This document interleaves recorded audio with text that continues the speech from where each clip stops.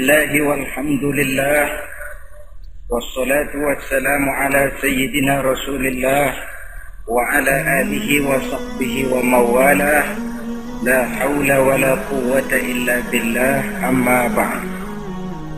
Saudara-saudara kaum muslimin rahimakumullah, suatu hari ketika baginda Rasul masuk ke dalam masjid, didapatinya seorang sahabat tengah khusyuk bertafakur di dalam masjid. Sahabat itu bernama Abi Dzar Al-Ghifari. Dihampiri beliau oleh baginda Rasul, kemudian ditanya, "Hai Abi Dzar, begitu khusyuk dan tafakur engkau di dalam masjid, gerangan apa permohonanmu kepada Allah di tempat yang suci ini?" Abi Dzar menjawab, "Maafkan saya ya Rasul. Saya dari tadi di masjid di sini ini bukan berdoa, lalu wirid juga tidak, i'tikaf ya setengah i'tikaf. Habis kenapa kamu di sini?" "Saya menghindar orang ya Rasul." "Menghindar orang kenapa?" "Terlalu banyak datang orang ke rumah saya nagih utang. Saya jadi bingung mau pergi kemana. Akhirnya saya pikir tempat yang netral, yang kira-kira orang nggak datang lagi, ya ke masjid di sini. Maka saya lalu ngetem di sini. Model ke masjid bukannya wirid, zikir, takut diuber-uber utang." Baginda Rasul senyum, lalu beliau berkata, "Hai Abi Dzar, maukah engkau aku ajarkan satu doa yang kalau kamu amalkan Allah akan bebaskan hatimu dari perasaan dililit hutang." Bukan dibebasin hutangnya, dibebasin dari perasaan dililit oleh hutang. Kalau ada doa yang kalau dibaca hutang jadi lunas ya enak. Jadi ini jangan keliru saudara-saudara. Kalau diamalkan hati bebas dari perasaan dililit oleh hutang. Mau ya Rasul? Lalu diajarkanlah doa itu, Allahumma inni a'udzubika minal hammi wal hazan wa minal ajzi wal kasal wa minal jubni wal bukhl wa min ghalabatid dain wa qahrir rijal. Ma'asyiral muslimin rahimakumullah, banyak di antara kita yang kalau diajarkan satu doa lalu tidak mengukur diri antara doa itu dengan pribadi kita. Padahal syarat di antara kabulnya doa sejak dari adab berdoa sudah diajarkan. Berdoa itu yang baik, bersih tempatnya, bersih pakaiannya, menghadap ke arah kiblat, menengadahkan kedua belah tangan dengan khusyuk dan tawadhu, dengan serius dan penuh keyakinan bahwa doa akan dikabulkan oleh Allah. Sebab Allah dalam hadis qudsi menyatakan, "Ana inda zanni abdi bi." Aku sih, kata Allah, bagaimana sangka hambaku kepadaku saja. Kalau dia sangka baik, aku baik. Kalau dia sangka tidak baik, aku juga tidak baik. Bagaimana sangka hambaku? Jadi kalau kita berdoa sementara hati kita dalam batin ngomong, jangan-jangan doa gua nggak diterima nih. Enggak. Kenapa? Hatinya sudah begitu. Innallaha la yaqbalu du'aan min qalbin ghafilin lahin. Allah tidak akan menerima doa dari hati yang lalai terhadap doa yang dibacanya itu. Nah, di antara yang terpenting menyesuaikan doa dengan keadaan pribadi.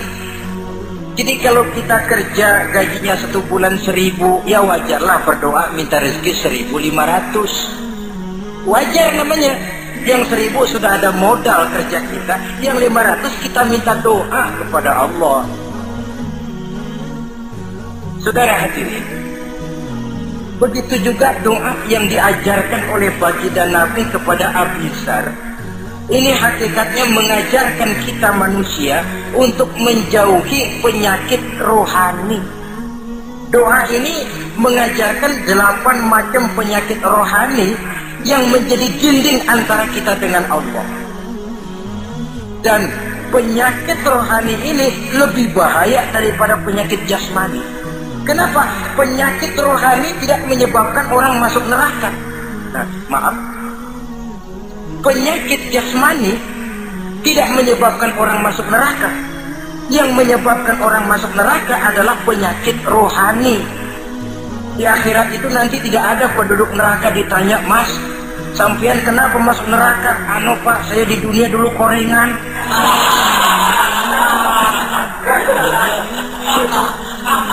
Itu korengan, liver, ginjal, darah tinggi, jantung, paru-paru basah, bengek, ampek. Penyakit-penyakit jasmani itu tidak menyebabkan orang masuk neraka. Yang menyebabkan orang masuk neraka penyakit rohani. Apa namanya? Sombong, hasud, dengki, ujub, ria, merasa diri lebih hebat dari yang lain, tidak ikhlas. Itu penyakit-penyakit rohani.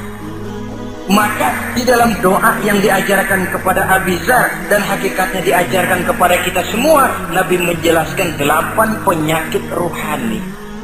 Saya sampaikan ini pada pertemuan kali ini karena sekarang penyakit rohani jarang mendapat perhatian.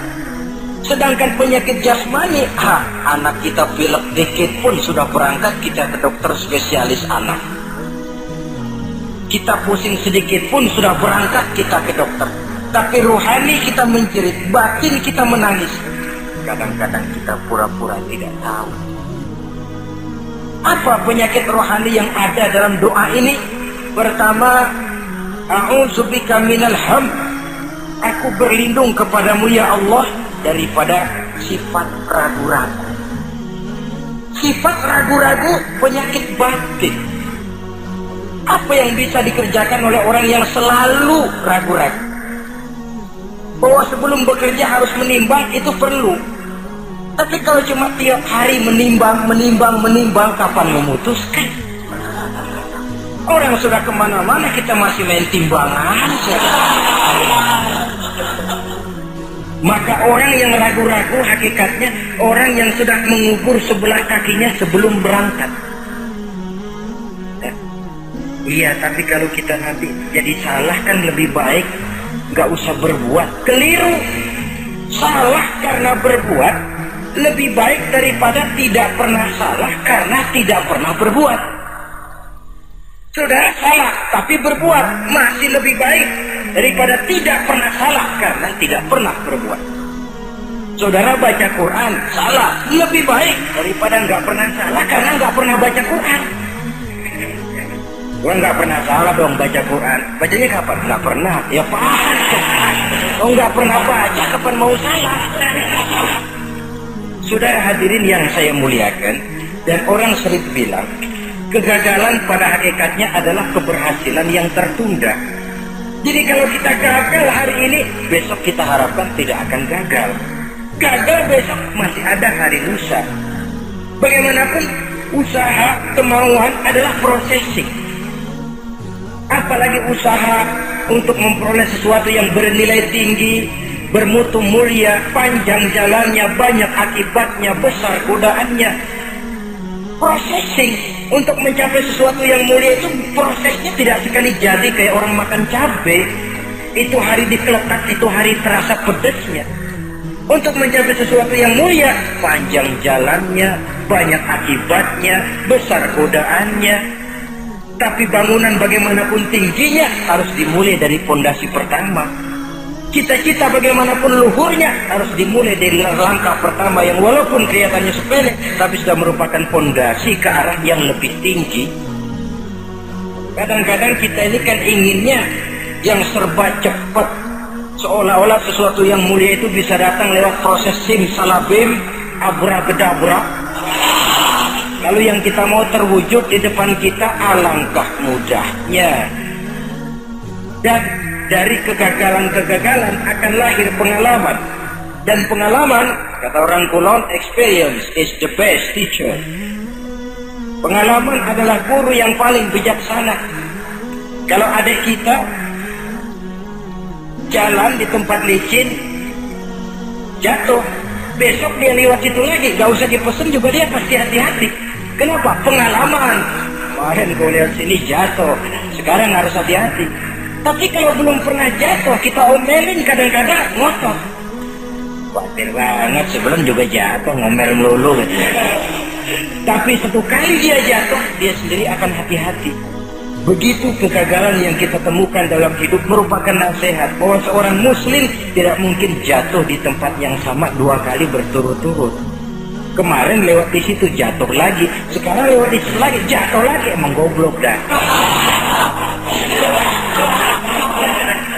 Bisa jatuh 2 kali di tempat yang sama kan namanya tidak mengambil pelajaran dari apa yang sudah dia temui. Jadi saudara hadirin, terutama adik-adik remaja, masa depan kalian itu merupakan harapan dari semuanya. Kami yang tua terlalu banyak berharap dari kalian, sementara hari depan kalian lihat sendirilah. Persaingan hidup makin tajam, tensi ekonomi makin tinggi, jumlah angkatan tenaga kerja yang masuk tidak jauh dari seimbang dengan lapangan kerja yang bisa disiapkan. Kalau kita dihambat oleh penyakit ragu-ragu, orang lain sudah berbuat dan kita masih menonton, boleh sangat jadi nantinya kita akan terpojok di sudut-sudut kehidupan untuk lebih banyak jadi penonton daripada jadi pemain. Lebih sering menjadi objek daripada menjadi subjek.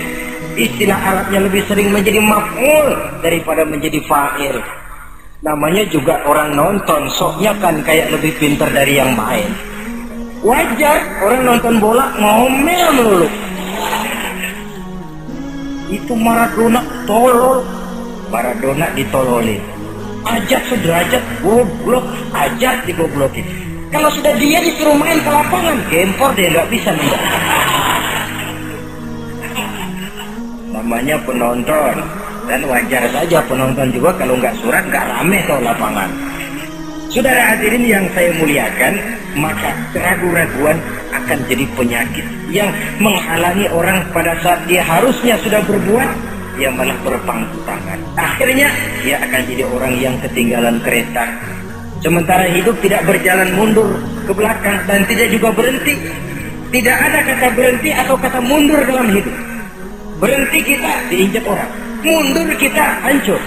Hidup ini seperti cerita tentaranya Tariq bin Ziyad ketika menyeberang ke daratan Spanyol di Selat Jabal Tariq. Jarang menyebutnya Gibraltar ya. Itu bahasa Spanyol, lidah Spanyol dengan lidah Arab. Kita Jabal Tariq, dia Gibraltar. Kita Ibn Rusdi, dia Ibn Averus. Saudara-saudara, ketika pasukan sudah menyeberang ke daratan, seluruh kapal-kapal ini dibakar oleh Tariq bin Ziyad. Beliau sadar menghadapi tentara yang jumlahnya lebih banyak dari tentaranya sendiri. Maka seluruh kapal dibakar, lalu beliau pidato di depan tentaranya. Ayuhan nas, ainal mafar, al-bahru min waraikum, wal adu amamakum. Saudara-saudara, sekarang mau lari kemana? Kita tidak punya pilihan lain. Di belakang laut, di depan musuh. Mau pulang, kapal sudah saya bakar semua. Ini termasuk menghilangkan keraguan bala tentaranya. Mundur, kecebur, mati. Maju menghadapi musuh yang jumlahnya jauh lebih banyak, resikonya juga mati. Namun mati maju, mati syahid. Mati mundur, kecebur, mati konyol. Pilih. Ya tentu tidak ada pilihan lain. Menghilangkan keraguan di kalangan tentaranya, juga menghadapi kehidupan ini. Menimbang adalah perlu, tapi berbuat lebih perlu lagi. Jangan takut salah, karena salah berbuat lebih baik daripada tidak pernah salah karena tidak pernah berbuat. Kesalahan pada akhirnya akan mendidik kita untuk tidak salah lagi pada masa-masa yang akan datang. Ini penyakit pertama.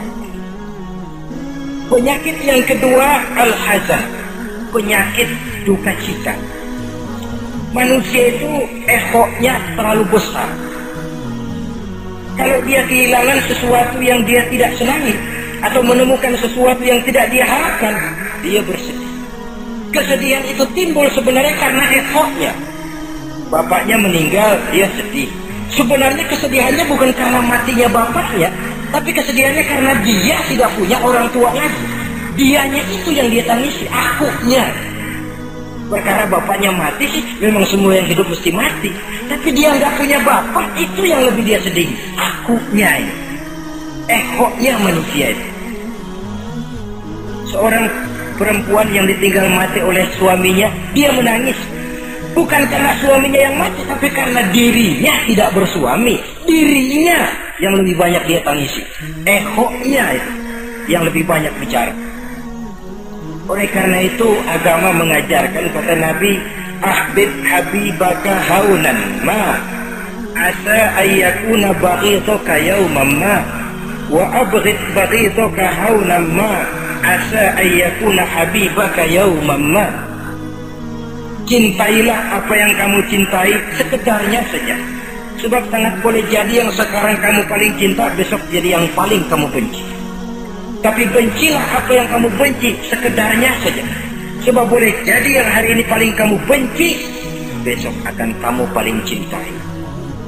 Saudara-saudara kaum muslimin, maka cintailah harta, cintailah kedudukan, cintailah harta benda, cintailah anak dan istri sekedarnya saja, sehingga tidak berurat dan berakar. Sebab kalau dia sampai berurat dan berakar di hati ini, nanti ketika datang saat berpisah, kita seakan tidak mau menghadapi kenyataan. Kita seakan ingin lari dari kenyataan. Tetapi kalau bersifat ala kadarnya, seluruhnya sudah diperhitungkan. Oleh karena itu, untuk mengatasi sifat duka cita ini, kuncinya adalah iman. Siapa sih orang yang tidak pernah sedih dalam hidup ini? Tapi siapa orang yang tidak pernah senang dalam hidup ini? Tidak ada orang yang senang terus dan tidak ada orang yang sedih terus. Dia berganti. Bahkan itulah yang bikin hidup ini nikmat. Coba kalau hidup ini isinya ketawa saja, monoton. Sebaliknya kalau hidup isinya cuma nangis saja, bagaimana rasanya? Tapi ada senyum, ada tangis, ada duka, ada suka. Itulah bumbu daripada kehidupan. Cuma tentu saja saudara-saudara, duka cita yang pada gilirannya akan membawa kebahagiaan, itu yang harus berani kita hadapi. Tapi duka cita yang tidak beralasan, itu yang jadi penyakit. Kaya, sedih, takut miskin, itu kan tidak beralasan. Kita punya jabatan, takut merosot, takut pensiun, dengar mau ada mutasi, gerusak-gerusuk. Kan itu yang tidak beralasan. Duka cita semacam itu tidak beralasan, karena tidak sadar bahwa pada awalnya itu pun tidak dia miliki. Kalau duka cita itu akan membawa kebahagiaan, tidak perlu kita takuti. Satu contoh, kalau di depan saudara saya sodorkan 2 gelas, yang satu isinya jamu, yang satu sirup. Kira-kira saudara minum jamu apa sirup? Jamu apa sirup? Orang yang berpikir panjang saya yakin pasti minum jamu. Pahit memang, getir memang waktu minum. Tapi besok badan sehat, tenaga kuat, gairah kerja ada, semangat hidup tumbuh. Ini orang Islam, orang yang berpikir jauh ke depan. Ke depan kemana? Dia tidak cuma mikir dunia, dia mikir kubur, alam kubur, dia mikir akhirat, maka dia berani minum jamu. Apa jamu itu? Puasa. Jamu pahit, emang enak banget buat tengah mati.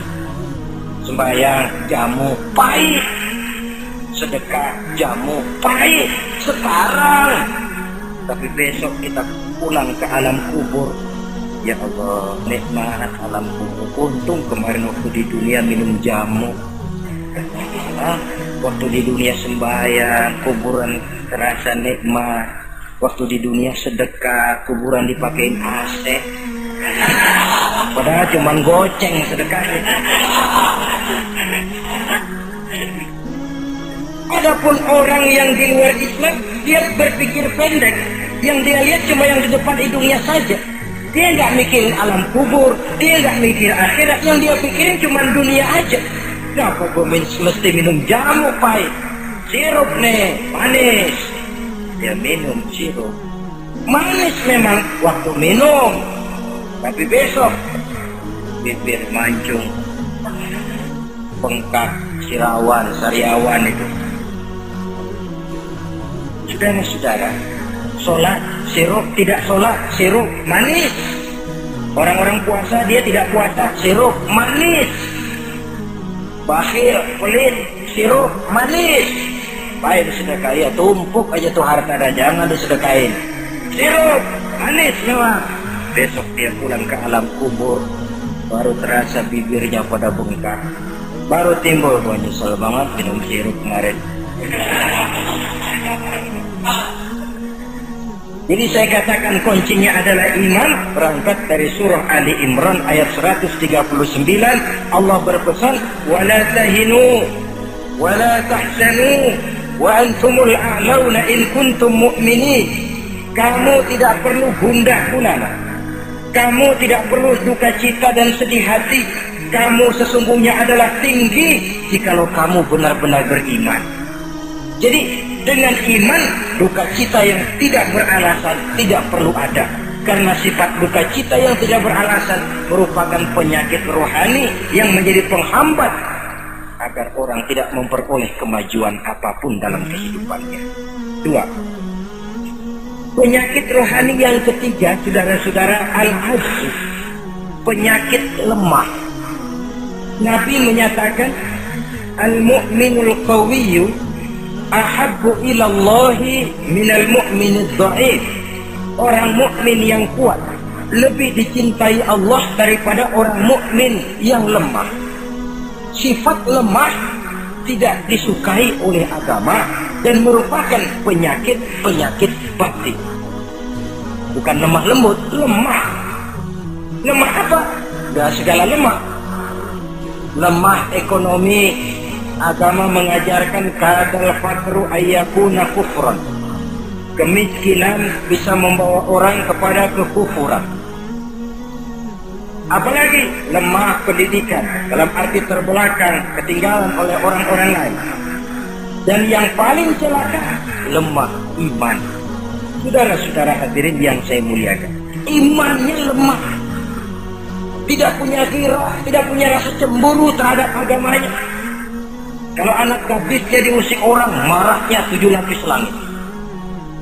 Kalau keluarganya diusik orang, bukan main, ngundang orang lain, menyerbu. Itu orang yang coba-coba ngusik. Tapi agamanya dihina orang, agamanya diinjak-injak orang. Sedikit pun dia tidak punya rasa cemburu, sedikit pun tidak ada rasa sedih. Agama saya ini mau dibawa kemana? Islam ini mau dikubur kemana? Lemah iman semacam itu yang kita rasakan sekarang. Sekarang ini orang marah kalau hartanya diusik, orang marah kalau anak istrinya diusik, orang marah kalau temannya diganggu. Tapi giliran agamanya diganggu, agamanya diusik, agamanya dihina, tenang-tenang saja, bah. Tidak ada itu gairah, tidak ada itu rasa cemburu terhadap agama. Kaum muslimin yang saya muliakan, lemah iman semacam ini yang sangat membahayakan untuk kelangsungan kehidupan beragama. Di zaman Khalifah Umar bin Abdul Aziz, dalam satu pertempuran melawan orang-orang kafir, tentaranya mengalami kekalahan. Karena kalah, banyak yang ditahan jadi tawanan orang kafir, termasuk 3 orang ofisir setingkat komandan dan beberapa puluh prajurit ditahan di negara kafir ini. Terhadap tahanan-tahanan Islam ini, Raja kafir musyawarah sama para menterinya, terutama Perdana Menteri. Tuan Perdana Menteri, kata Raja kafir, bagaimana? Ini tahanan-tahanan Islam yang enak kita apain? Ya terserah Tuan Raja, kita bunuh saja supaya habis urusan. Ya terserah Tuan Raja, tapi saya pikir-pikir soal bunuh sih gampang. Cuma apa tidak lebih baik kalau mereka kita bujuk saja supaya ikut ke dalam agama kita, meninggalkan Islam agamanya, meninggalkan Khalifah Umar bin Abdul Aziz sebagai pemimpinnya. Itu namanya kita sudah berprinsip senjata makan tuan. Nanti kita pasang mereka untuk menghantam orang Islam sendiri. Pikir aja betul juga Perdana Menteri. Iya, pujuk saja mereka. Caranya bagaimana? Adili saja di pengadilan secara terbuka supaya jatuh mentalnya, dia mau keluar dari Islam, ikut ke dalam agama kita. Baik, diadili secara terbuka. Yang adilin langsung raja kafir, dihadiri oleh banyak tentara-tentara kafir. Yang mula-mula diadilin 3 orang komandan ini. Opsir pertama maju ke depan. Komandan pertama. Opsir, saya Tuan Raja. Kamu tahu siapa kamu sekarang? Saya tahu, saya tahanan. Ya, kalau tahanan bisa diatur kan? Bisa diatur bagaimana Tuan Raja? Kamu mau nggak ikut saya? Meninggalkan Islam sebagai agamamu, meninggalkan Khalifah Umar bin Abdul Aziz sebagai pemimpinmu.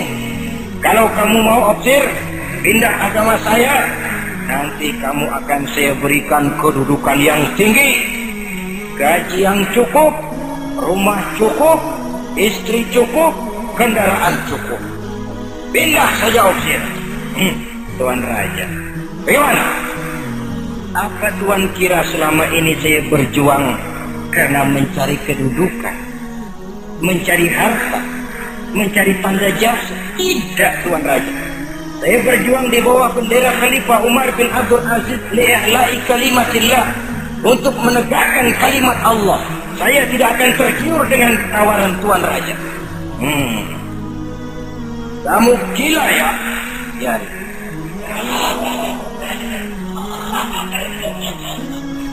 Kamu berani dari kemarin. Opsi, kalau kamu tetap dengan pendirian kamu akan saya bunuh. Silahkan Tuan Raja. Lebih baik nyawa terpisah dari badan, asal iman jangan berpisah dari hati. Gila ini. Biarin. Bunuh. Datang lalu. Pancung kepalanya, putus lehernya, dengan badannya pisah. Jatuh kepala itu ngegelinting ke bawah, muter kepala itu kayak orang tua sambil ngaji baca Quran. Tinggal kepalanya saja, bisa dengan badan masih sempat ngaji. Sampai Raja kafir bingung, minggir, ini ada kepala ngaji. Ayatnya yang dia baca, ya ayyatuhan nafsul mutmainnah, irji'i ila rabbiki radiyatan mardiyah. Wahai jiwa yang tenang, kembalilah kamu menghadap Allah dengan ridho dan diridhoi. Engkau gugur sebagai syahid, tidak tergiur oleh bujukan harta, tahta dan kedudukan.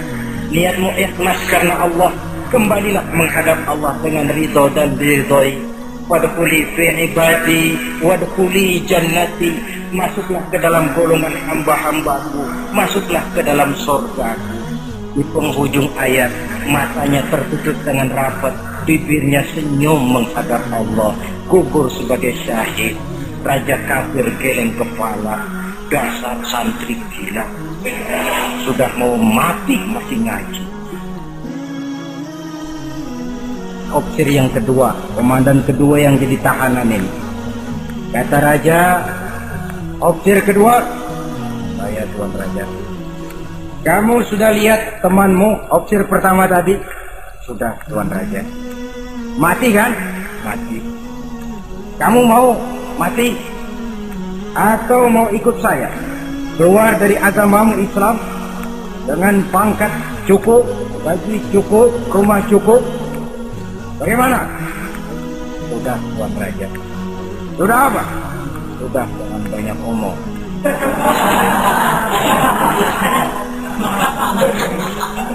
Maksud kamu bagaimana? Saya sudah tidak sabar pengen nyusul teman saya yang barusan Tuan Raja.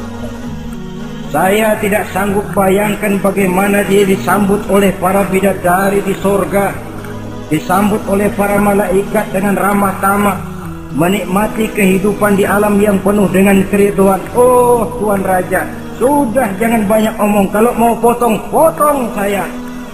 Kata Raja, ini gilaan lagi dari yang tadi.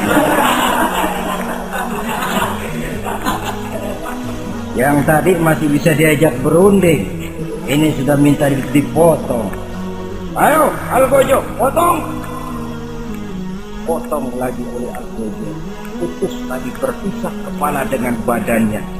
Jatuh ke bawah, masih muter kepalanya kayak orang tawaf, ngaji lagi. Ayat yang dia baca, wujuhu yawma izin nadhirah, wujuhu yawma izin nadhirah, ila rabbiha nazirah.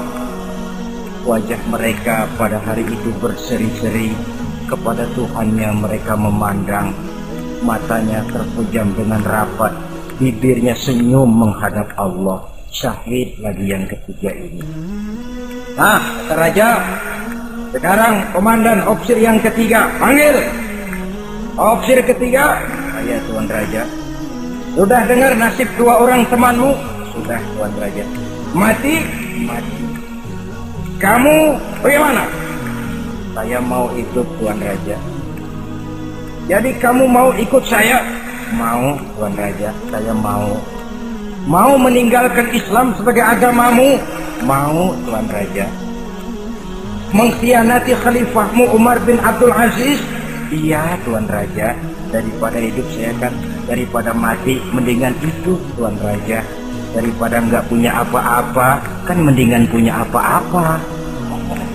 Baik, baik. Nanti saya musyawarah sama Perdana Menteri, kamu saya angkat jadi pejabat tinggi. Baik, Tuan Raja. Akhirnya Raja musyawarah. Perdana Menteri, saya Tuan Raja. Ini opsir ketiga baik ini, mau ikut kita keluar dari Islam. Kita angkat jadi apa dia? Itu sih urusan Tuan, soal angkat mengangkat. Cuman saya pikir-pikir kok aneh, Tuan Raja. Aneh bagaimana? Ini opsir ketiga ini kok mau ya meninggalkan agamanya. Mau mengkhianati saudaranya sendiri. Saudaranya sebangsa, setanah air, seiman, sekeyakinan, hanya karena ditawari oleh kedudukan mau dia khianati. Orang itu kalau sudah mau mengkhianati bangsanya sendiri, Tuan Raja, apalagi bangsa lain. Sekarang ini dia sopan sama kita karena kepengen selamat. Nanti kalau ada kesempatan, bukan kita yang ditikam dari belakang, senjata makan Tuan. Jadi menurut kamu bagaimana, Perdana Menteri? Menurut saya opsir ketiga ini komandan bejat. Masa orang bejat jadi pejabat, rusak rakyat. Malah orang dua yang mati itu orang bagus, punya prinsip, punya pendirian, nyawa taruhannya iman tidak goyah. Itu malah kalau bisa yang dua itu dihidupin lagi. Orang punya pendirian, ya hidupin itu gimana, udah kadung mati. Tidak bisa. Jadi yang ketiga ini gimana? Kalau menurut saya yang ketiga ini bunuh saja, Tuan Raja. Ngapain miara orang bahaya? Bunuh saja. Bunuh. Iyalah, kalau begitu bunuh saja. Betul juga kamu. Sidang dibuka kembali.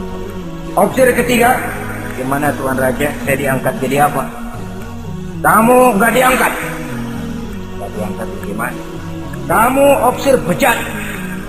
Kok bejat? Iya. Agamamu saja kamu mau tinggalkan, saudaramu sebangsa setanah air mau kamu khianati, apalagi kami yang orang lain bangsa dengan kamu. Kalau ada kesempatan kami akan kamu tikam dari belakang. Jadi saya gimana? Kamu dibunuh. Bunuh. Jangan aja. Bunuh. Yalah, bunuh. Tapi saya mau Islam lagi ah. Tadinya saya mau keluar dari Islam, saya pikir dapat kedudukan tinggi kalau dibunuh juga. Gue iyalah bunuh, tapi saya tak Islam lagi. Terserah mau Islam mau tidak, pokoknya bunuh. Iya, saya mau Islam lagi. Cepat. Iya. Kalau mengucap dua kalimat syahadat mau Islam lagi, macet beda. Ayo cepat. Iya Pak. Asyhadu Ayo cepat. Iya Pak, asyhadu nggak bisa. Sampai goloknya Al-Qujo keburu sampai ke lehernya. Putus leher itu, pisah kepala dengan badan. Jatuh kepalanya ke bawah. Dia bekas orang Islam, masih bisa ngaji. Ngaji juga. Cuman ayat yang dibacanya lain sama yang dibaca dua temannya tadi. Ayat yang dia baca begini. Afaman haqqat alaihi kalimatul azab apa anta tunkizu man finnar. Orang yang sudah memang akan mendapat vonis azab di neraka, bisakah kamu menyelamatkan mereka dari azab yang sangat pedih? Bertahun-tahun dia berjuang untuk Islam di bawah kepemimpinan Umar bin Abdul Aziz dengan niat li'i'la'i kalimatillah. Tapi di akhir perjuangannya dia tergoda oleh harta dan kedudukan. Dia keluar dari Islam dan dikala itu ajal datang merenggut nyawa, dia mendapat su'ul khatimah, matinya ke dalam neraka. Na'udzubillah min. Ini termasuk lemah iman, saudara-saudara, dan itu penyakit yang bahaya. Biar lemah ekonomi, biar lemah pendidikan, kalau iman kuat insya Allah masih ketolong. Tapi biar ekonomi kuat, pendidikan kuat, iman lemah, malah yang kuat tadi akan menghancurkan nilai iman yang lemah itu tadi. Disinilah mabda'nya, berlindung kita kepada Allah dari lemah hati, lemah iman, lemah akidah. Baik, penyakit rohani yang ketiga, wa a'udzubika minal kasal. Aku berlindung kepadamu ya Allah daripada sifat penyakit malas. Malas adalah penyakit batin. Santai perlu, refreshing perlu, tapi kalau tiap hari santai, apakah kita akan jadi generasi santai? Dan persoalan apa yang bisa kita selesaikan dengan posisi santai? An-Nisa ayat 95 menegaskan, la yastabil qa'iduna minal mu'minina ghairu ulil dharari wal mujahiduna fi sabilillah. Orang-orang yang berjuang di jalan Allah tidak sama nasibnya dengan orang yang duduk saja gelenggam, gelohom, ayam-ayam tanpa ada uzur darurat, yang hanya menunggu keajaiban dan yang turun dari langit, menghitung bintang bertebaran di atas cakrawala. Tidak akan sama orang yang berjuang di jalan Allah dengan yang duduk gelohom, ayam-ayam, gelenggam, menikmati apa yang ada tanpa berpikir meningkatkannya ke arah yang lebih baik. Ma'asyiral muslimin rahimakumullah, malas berusaha, malas beribadah adalah penyakit rohani yang ditiupkan oleh iblis ke dalam diri sanubari kita. Makin tinggi nilai iman, makin berat bisikan kemalasan itu. Namun kalau kita bentengi dengan bahwa malas kita hari ini akan membawa penyesalan bukan besok, bukan lusa, bukan minggu depan, bukan pula bulan depan, tapi barangkali tahun depan, 5-10 tahun yang akan datang, untuk masa depan yang lebih depan di alam kubur, di alam akhirat. Akibat penyesalan di dunia akan terasa di sana nantinya. Allah telah memberikan hidup. Dalam hidup kita diberikan energi, daya dan kekuatan. Manfaatkan daya dan kekuatan itu untuk berusaha dan bekerja. Allah tidak suka kepada orang yang bermalas, berpangku-pangku tangan, menunggu keajaiban dari langit sambil berleha-leha. Allah suka kepada orang yang bekerja keras, karena seluruh rasul bekerja keras, seluruh para nabi bekerja keras. Saudara-saudara, hanya istana yang ditegakkan dalam khayalan saja yang bisa dijangkau dengan bermalas dan bersantai-santai. Tapi istana dalam wujud kenyataan hanya bisa dicapai dengan kerja keras dan semangat menghadapi kehidupan. Yang kelima, wa a'udzubika minal jubn. Kami berlindung kepadamu ya Allah daripada sifat takut. Saudara-saudara, setiap orang terlahir membawa fitrah. Fitrah itu juga bisa berupa sifat. Tiap orang punya sifat takut, tiap orang punya sifat berani. Lingkungan, pendidikan, pergaulan menumbuhkan mana yang lebih subur. Kalau takutnya lebih subur, dia akan jadi penakut. Kalau beraninya lebih subur, dia akan jadi pemberani. Masalahnya sekarang kapan kita harus berani, kapan kita mesti takut, kan itu saja. Oh, semua orang punya sifat berani, sebagaimana semua orang punya sifat takut, itu real.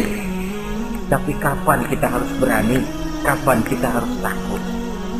Agaknya surah An-Nisa ayat 77 cukup menjadi sindiran. Falamma kutiba alaihimul qitalu idza fariqum minhum yakhshawna an-nasa ka khasyatillahi aw asaddu khasyah.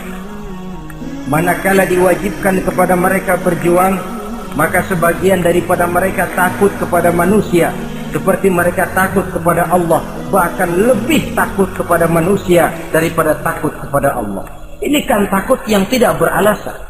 Tengoklah zaman sekarang, mereka yang menebarkan maksiat punya keberanian, mereka yang bergelimang di lumpur dosa punya keberanian, mereka yang melakukan penyelewengan dan menyesatkan manusia punya keberanian.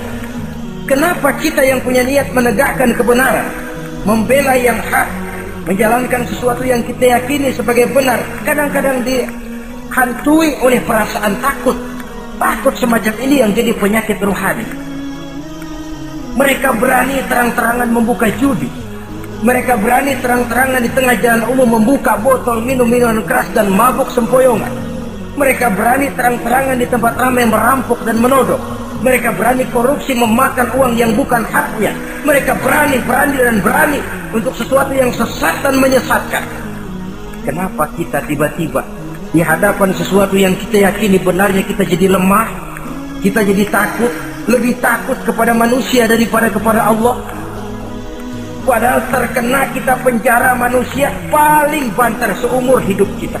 Tapi penjara Allah, nerakanya Allah, azabnya Allah, bukankah sesuatu yang mestinya harus paling kita takuti? Oleh sebab itu terutama generasi muda, bangkitlah, tegakkan yang ma'ruf, hancurkan yang munkar sesuai dengan kemampuanmu, dengan cara yang bijaksana tentunya, tidak dengan cara yang frontal. Tapi yang saya maksud, kalau mereka yang berdiri di kubu kemunkaran punya keberanian, kenapa kita yang berdiri di atas yang hak dan benar kadang ragu kalau kita tidak takut sama sekali? Saudara-saudara kaum muslimin rahimakumullah, oleh karenanya kita takut, memang takut kalau harus melanggar perintah Allah. Kita harus berani pada saat kita merasa melaksanakan apa yang diperintahkan Allah, berani terhadap melaksanakan perintahnya, takut kalau sampai melaksanakan larangannya. Jadi ada waktunya kita berani, ada waktunya kita takut. Dengan demikian, sifat penakut ini menjadi handicap, menjadi penghalang yang menghalangi kita daripada kemajuan dan kemajuan. Iya, Islam sih Islam, Pak. Tapi kalau nanti saya dipecat, anak saya makan apa, Pak? Islam sih Islam, Pak. Tapi ini risikonya, Pak. Bukankah Nabi sendiri pernah memang memperingatkan, sayati ala ummati zamanun al-qabidu ala dinihi kal-qabid ala al-jamrah. Akan datang satu masa di tengah umatku di mana pada masa itu orang yang konsekuen dan teguh memegang agama seperti memegang bara di tangan. Dipegang tangan terbakar, dibuang bara terlepas. Konsekuen megang Islam, risikonya berat. Melepaskan dan masa bodoh terhadap Islam bertentangan dengan batin. Dikala itu, beruntunglah orang-orang yang teguh dan kuat memegang agamanya. Ma'asyiral muslimin rahimakumullah, hanya sifat berani yang menyebabkan Islam berhasil menembus dinding Jazirah Arabia, memasuki Bizantium dan Persia, mendarat di Spanyol, memasuki Selat Jabal Tariq, pada gilirannya mewarnai hampir 2/3 belahan bumi, menjadi mercusuar di lapangan ilmu dan peradaban. Berani karena benar. Jadi yang saya anjurkan itu bukan berani babi. Tahu berani babi? Mau nyeruduk aja. Berani yang tanpa perhitungan itu berani babi namanya, nyeruduk aja. Ya kalau kelempengan yang diseruduk tahu empuk. Tapi kalau yang diseruduk mesin giling kan bongkar kepala. Jadi bukan berani yang tanpa perhitungan, berani yang dengan taktik dan strategi. Sebab keberanian tanpa perhitungan akan menyebabkan kita menjadi orang yang ngawur. Dalam istilah sosial dinamakan trial and error, spekulasi namanya. Dan itu harus pulang kepada diri kita. Keberanian tidak bisa dipompakan, keberanian tidak bisa dicangkokkan. harus bermula dari kita. Contoh saja, ketika Nabi dan Abu Bakar di Gua Sur, Quraisy kafir yang ngejar sampai di situ. Kalau mereka nengok ke bawah, Nabi akan kelihatan. Abu Bakar sedikit grogi. Nabi tampil dengan mantap. La takhaf wa la tahzan ya Abu Bakar. Innallaha ma'ana. Abu Bakar, kamu tidak usah takut. Kamu tidak usah khawatir. Allah bersama kita. Keberanian timbul. Karena yakin ini jalan Allah, yakin Allah pasti akan bela. Keberanian itu nggak bisa dicangkokin.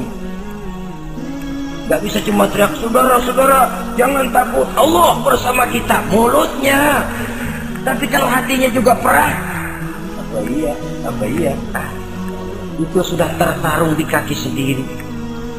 Jadi memang harus ada variasinya. Ibarat pepatah, tukang joget yang baik ngerti irama gendang. Kalau kita terlalu keras, gampang dipatahin orang. Kalau kita terlalu lemah, diinjak terus. Mestinya tahu kapan mesti keras, tahu kapan mesti lemah lembut. Saudara hadirin yang saya muliakan. Baiklah ya, itu penyakit yang kelima. Penyakit yang keenam, wa a'udzubika minal bukhl. Kami berlindung kepadamu ya Allah daripada sifat bukhl. Pelit bin kikir alias medit. Ini penyakit rohani. Kenapa seorang bisa kikir? Karena dia tidak sadar. Pokoknya duit saya ya keringat saya. Dia tidak sadar bahwa itu amanah. Dia tidak sadar bahwa dia kadang-kadang diberikan kehormatan oleh Allah untuk menjadi keran yang menyampaikan rezeki kepada orang lain. Rezeki dia cuma lewat tangan saya. Orang bakti yang nggak punya pikiran begitu. Yang ada yang di kantong saya, keringat saya, sama orang lain kagak ada urusan. Kalau dia sadar, rezeki saya cuma lewat tangan, rezeki dia cuma lewat tangan saya. Dia berfungsi sebagai keran, rasa bakhil itu tidak perlu ada. Yang kedua, orang bisa bakhil karena jama'a mala wa addada. Suka ngumpul-ngumpulin harta lalu ngitung-ngitung. Ngitung. Orang kalau terlalu ngitung kan yang ada kurang melulu. Kebangetan ngitung melulu. Aduh, 10.000. Kalau 15.000 aja enak aturnya. Dapat 15.000, tanggung dikit lagi. Kalau 20 aja cukup dan ini. Yang nggak pernah cukup sesungguhnya. Jama'a amalan wa addada. Kalau sudah kesina, dia akan sampai kepada yahsabu anna malahu akhlada.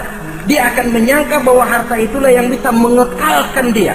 Ya mengekalkan kebahagiaannya, ya mengekalkan keluarganya, ya mengekalkan umurnya, ya mengekalkan kehidupannya sampai kepada tahapan keliru. Kalau sudah begitu, berat pisah sama harta. Duitnya 100.000, hilang 1.000. Yang hilang doang tuh yang dia pikirin. Yang masih ada yang 99.000 dia nggak ingat. Waduh, mati gua. Ngapa? Duit 1.000 hilang, mati. Mati. Padahal yang ada ketimbang yang hilang masih lebih banyak yang ada. Hilang itu yang 99, yang 1.000 yang dia ingat. Hilang 1.000, mati gue udah mati gitu. Kalau datang orang gantiin, lo jangan sedih dah nih digantiin 1.000, bikin kenceng nangis. Kenapa nangis? Kenapa bikin nangis? Coba yang tadi nggak hilang jadi 2.000. Ingat yang tadi hilang. Kapan syukurnya kalau sudah jama'a amalan wa addada? Prosesnya akan sampai kepada yahsabu anna malahu akhlada. Memang harta itu bisa mengekalkan kita. Kapan? Kalau dia kita belanjakan di jalan Allah. Itu harta yang mengekalkan kebahagiaan. Kita berikan dia kepada yatim piatu. Kita berikan dia memperbaiki jalanan umum. Kita berikan dia membangun puskesmas. Kita berikan dia membangun masjid, pondok-pondok pesantren, memakmurkan majelis-majelis taklim. Itu harta yang mengekalkan kita. Adapun yang kita belikan, ya belikan pakaian pangkatnya toko. Bagus benar. Sekarang 4-5 tahun yang akan datang lari ke dapur. Bukan dibersihin, ngebersihin. Makanan yang paling enaknya waktu di tenggorokan. Sudah masuk ke dalam perut, sudah gak ada bedanya singkong dan sate. Malah besok pagi keluar bauan sate daripada singkong. Bedanya makanan cuma di kerongkongan saja. Saudara hadirin yang saya muliakan, jadi kalau sadarlah kita bahwa karunia yang datang itu memang amanah Allah, kenapa harus bakhil? Bahwa rezeki orang harus lewat tangan kita, kenapa harus mengelak? Tidak ada orang jatuh miskin karena dia dermawan. Tidak ada orang jadi susah karena banyak menolong orang. Karena mungkin keberkahannya yang penting itu. Dia menolong orang, orang tidak bisa membalas, tapi Allah membukakan jalan lewat jalan lain yang tidak dia perkirakan sebelumnya. Ma'asyiral muslimin, apalagi kalau orang itu adalah orang yang dekat dengan kita. Maksud saya ibu bapak kita. Oh, itu balasannya paling kontan. Berbuat baik kepada ibu, berbuat baik kepada bapak. Ada rezeki sedikit, belikan makanan yang disenangi orang tua kita. Pak, ibu, alhamdulillah ada rezeki, ini makanan kesukaan bapak, ibu. Menurut kita sederhana, sepele, Allah akan balas itu paling kontan lewat jalan yang tidak kita sangka-sangka. Ibu bapak, yatim piatu terutama juga. Saudara kaum muslimin rahimakumullah. Oleh karenanya, sekali lagi tidak ada orang jadi kaya karena dia kikir, pelit. Kenapa sih tuh orang jadi miliuner? Oh, dia dari muda pelit banget. Tidak ada. Dan tidak ada orang jatuh bangkrut karena rajin sedekah. Kata Nabi, inna shadaqatal mar'il muslim tazidu fil umri wa tadfa'u mitata su'i. Sesungguhnya sedekahnya seorang muslim bisa menambah panjang umur dan menyelamatkan orang dari mati secara su'ul khatimah. Panjang umur bisa artinya jumlahnya tambah, bisa berarti walaupun orangnya sudah mati, namanya tetap hidup dikenang orang kebaikannya. Itu pun panjang umur namanya. Namanya tidak hancur walaupun jasadnya hancur, masuk ke dalam tanah dimakan oleh cacing tanah. Namanya akan hidup terus, bahkan ditulis dengan tinta emas dalam sejarah. Bakhil, pelit adalah penyakit batin. Dokternya agama dan kemauan diri merubahnya dengan sadar bahwa karunia adalah amanah. Ini penyakit bakhil nggak bisa ke rumah sakit, ke rumah dokter medis. Dokter, saya punya penyakit pelit, bagaimana ngobatinya? Suntik. Tidak bisa. Suntiknya adalah agama, saudara-saudara. Yang ketujuh, wa min ghalabatid dain, inti doa. Saya berlindung kepadamu ya Allah, jangan sampai ada perasaan dililit utang. Bahwa kita hidup tutup lubang, gali lubang itu biasa.